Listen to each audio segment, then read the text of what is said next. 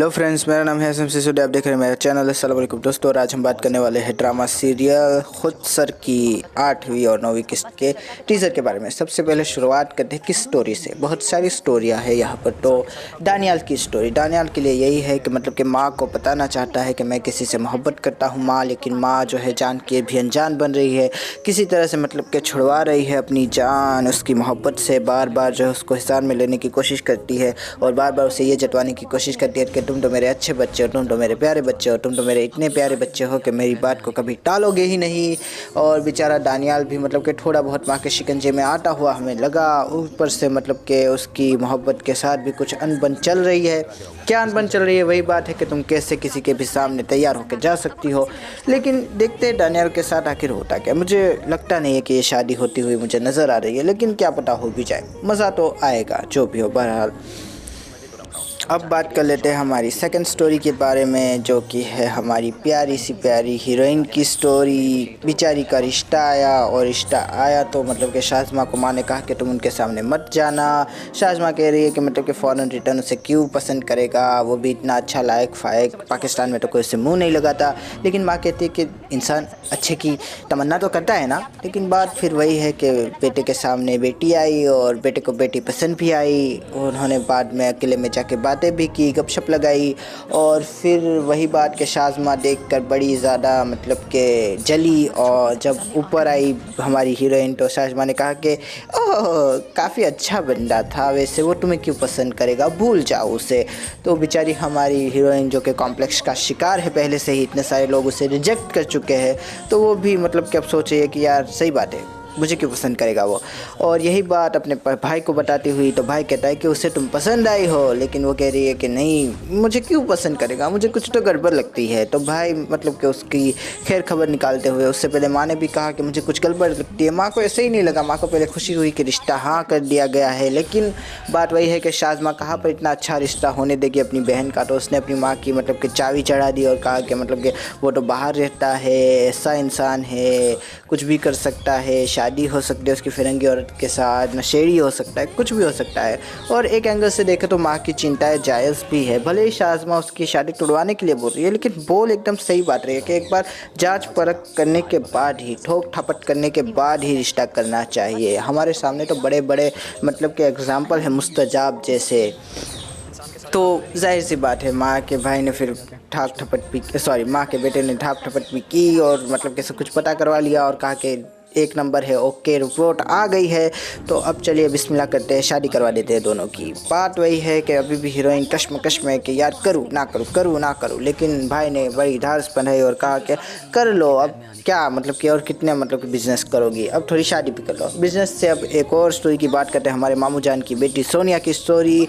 बेचारी को बार बार अपनी पुरानी मोहब्बत याद आती हुई, क्या करे क्या ना करे। ऐसे में मतलब कि उसको ऐसा लगा कि अगर वो अपना ध्यान भटका लेगी किसी बिज़नेस में, किसी नौकरी में, तो शायद उसकी ज़िंदगी और बेहतर हो सके। तो उसने मतलब कि अपना ध्यान भटकाने के लिए अपनी माँ से बात की। माँ ने कहा कि ये क्या बकवास की तुमने।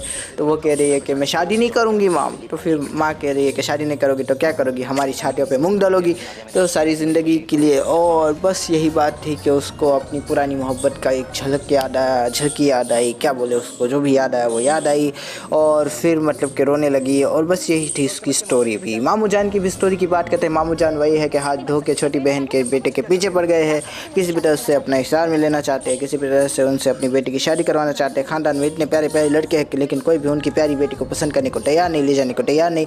बहन भी मतलब कि इशारों में मना करती हुई, लेकिन भाईजान कहाँ पीछे हटने वाले। वो कहते हैं कि मैं अपनी बड़ी बहन को लेकर जाऊँगा अगर वो नहीं मानी तो, लेकिन मैं इस बार पीछे नहीं हटने वाला। बात वही है।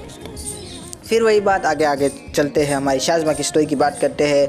बड़ा उसने बखेड़ा किया, हमारी प्यारी सी हमारी प्यारी सी जेठानी के मामा को जलील करवाया और वही सारी बकवास की कि यार ऐसे कैसे कोई भी कुछ भी कह सकता है। यहाँ पर आके अम्मा जान अपने बेटे का ढांढस बनाते हुए कह रहे हैं कि ये सब बकवास है, ये सब शिर्क है, ये सब ना किया करो, अल्लाह पे भरोसा रखो, अल्लाह ही सब कुछ जाने वाला, इंसान नहीं। और बेटा बेचारा कहता है कि सही बात है, मेरी माँ सही बोल रही है और माँ तो हमेशा सही ही बोलती है।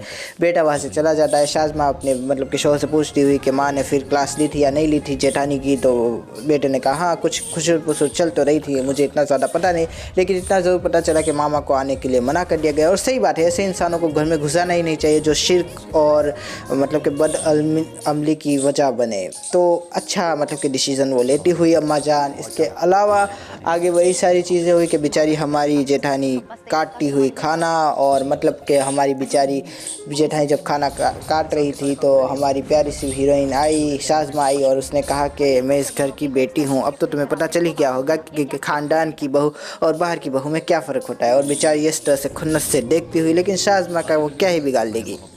फिर आगे चल जाते हैं शाज़मा की, मतलब कि यही तक स्टोरी थी क्या? हाँ यही तक स्टोरी थी। थोड़ा बहुत मतलब कि माँ से नोक झोंक भी की कि ये शादी नहीं हो सकती अम्मी जान, वो मुझसे बेहतर लड़का कैसे डिज़र्व कर सकती है, ऐसा उसने कहा तो नहीं, लेकिन उल्टी सारी सीधी बातें की कि मुस्तजाब को देखे, ये सारी चीज़ें बराबर नहीं है, इस तरह की कोई चीज़ हमारी बेटी के साथ ना हो जाए जो दुआ के साथ हुआ था।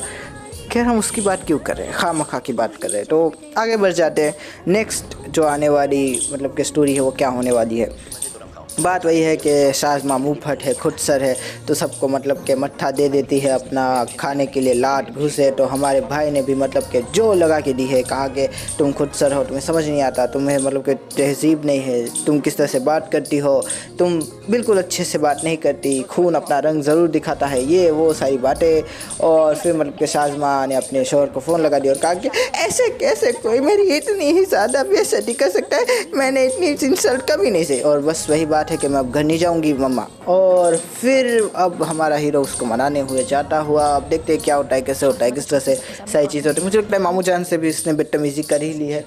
अब देखते हैं किस तरह से वो करती है। मामू जान भी कहते हैं कि ऐसी लड़कियाँ घर नहीं बसाती। अब देखते हैं कि बसाती है कि नहीं बसाती। तब तक के लिए खुदा हाफिज़, थैंक यू, अपना ध्यान रखिएगा दोस्तों, फिर मिलेंगे, थैंक यू। तो जलाकर राख ना कर दे।